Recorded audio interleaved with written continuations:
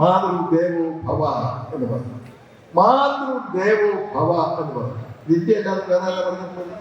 നമ്മുടെ സംസ്കാരമല്ലാതെ വേറെ ആരാണ് ഈ ലോകത്തോട് മാതൃദേവോ ഭവ എന്ന് പറഞ്ഞത്?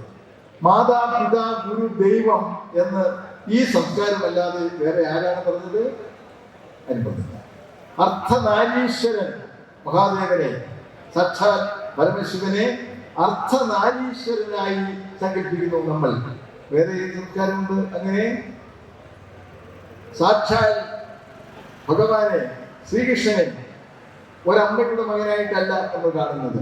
പിന്നെ ഞാൻ തമാശ പറയും, ഭഗവാൻ രണ്ടമ്മമാരുണ്ട്. തമാശ അല്ല, സത്യമല്ലേ? അവിടുന്ന് ദേവകി കൃഷ്ണനുമാണ്, അതുപോലെ യശോദാ കൃഷ്ണനുമാണ്. ഈ സംസ്കാരം വേറെ എവിടെയുണ്ട്? ഇതൊക്കെ ആരും പറയാതെ പോക്കറ്റ് കൊണ്ട് നടന്നിട്ട് വല്ല കാര്യമുണ്ട്? ലോകത്തോട് പറയുമ്പോൾ നല്ല കാര്യം, നല്ല കാര്യങ്ങൾ പറഞ്ഞു കൊടുക്കണം. അത് പറയാൻ നമ്മുടെ മീഡിയ സന്നദ്ധമാകണം. ജന്മഭൂമി അങ്ങനെ ഒരു കാൽവെപ്പ് നടത്തുന്നുണ്ടെങ്കിൽ അതിന്റെ കൂടെ നമ്മളുണ്ട്, ഒപ്പമുണ്ട്. ഞാൻ ജന്മഭൂമി കഴിഞ്ഞ 10 കൊല്ലമായിട്ട് കൃത്യമായിട്ട് വായിക്കുന്ന ഒരാളാണ്. കാശ് കൊടുത്ത് കോംപ്ലിമെന്ററി കോപ്പിയല്ല, കൃത്യമായി എൻ്റെ സുഹൃത്തുക്കളുണ്ട്, പ്രദീപൊക്കെ ഉണ്ട്. അവരോട് ചോദിച്ചറിയാം, ഞാനിത് ഇടാതിരിക്കുന്നു. ഒരു തന്നെ ഇതെല്ലാം നമ്മുടെ സുഹൃത്തുക്കൾ, എൻ്റെ ജന്മഭൂമി. ഇത് എവർക്കൊക്കെ അറിയാം. നമ്മൾ കൃത്യമായിട്ട് ഈ പത്രം വാങ്ങി വായിക്കുക മാത്രമല്ല, വീടിന്റെ മുൻവശത്ത് വെച്ചിരിക്കുന്നു. എൻ്റെ വീട്ടിൽ വരുന്നവർക്കെല്ലാം ഈ പത്രം വായിക്കും. ഈ രീതിയിൽ ഈ പത്രമല്ല, 10 പത്രം എൻ്റെ വീട്ടിൽ വരുന്നത്. ചിലത് കോംപ്ലിമെന്ററി ആണ്, പക്ഷേ ഇത് കാശ് കൊടുക്കാം.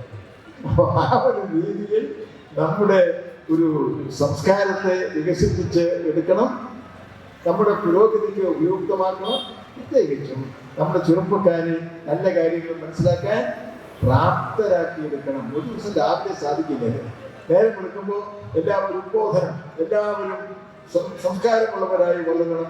ആ ഉദ്ബോധനം കൊണ്ടൊന്നും യാതൊരു പ്രയോജനമില്ല. ആ രീതിയിലുള്ള ഒരു പരിപോഷണം വീട്ടിൽ, ഇടപെടുന്ന ഇടങ്ങളിൽ, സമൂഹത്തിൽ പൊതുവെ, വിദ്യാലയങ്ങളിൽ പ്രത്യേകിച്ചും സൃഷ്ടിക്കാനുള്ള സംവിധാനം ഉണ്ടാകും. അതുപോലെ പണ്ട് നമുക്ക് കലാസമിതികൾ ഉണ്ടായിരുന്നു ധാരാളമായിട്ട്, ഇല്ലേ? ഇപ്പൊ അമ്മമാർക്ക് ചെയ്യാം, സ്ത്രീ സമാജങ്ങൾ രൂപപ്പെടുത്താം, ബാലസംഘങ്ങൾ രൂപീകരിക്കാം.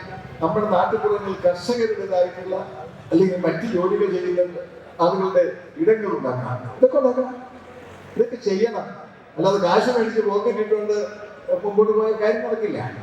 പണം എന്ന് പറയുന്നത് നല്ല കാര്യങ്ങൾ ചെയ്യാനുള്ളതാണ് എന്നുള്ള ബോധ്യത്തോട് കൂടിയിട്ട് ഇങ്ങനെ നല്ല ഇടങ്ങൾ, നല്ല പ്രേരണകൾ നമ്മുടെ സമൂഹത്തിൽ ഉണ്ടാക്കാൻ ശ്രമിക്കണം, സാധിക്കണം എന്നാണ് എൻ്റെ പക്ഷം.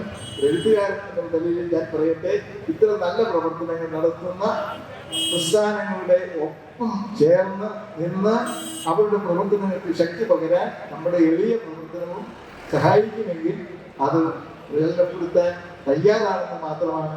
ഒരു സോളിഡാരിറ്റി, ഡിക്ലറേഷൻ ഓഫ് സോളിഡാരിറ്റി ആണ് ഈ സദസ്സിൽ എനിക്ക് നൽകാനുള്ളത്.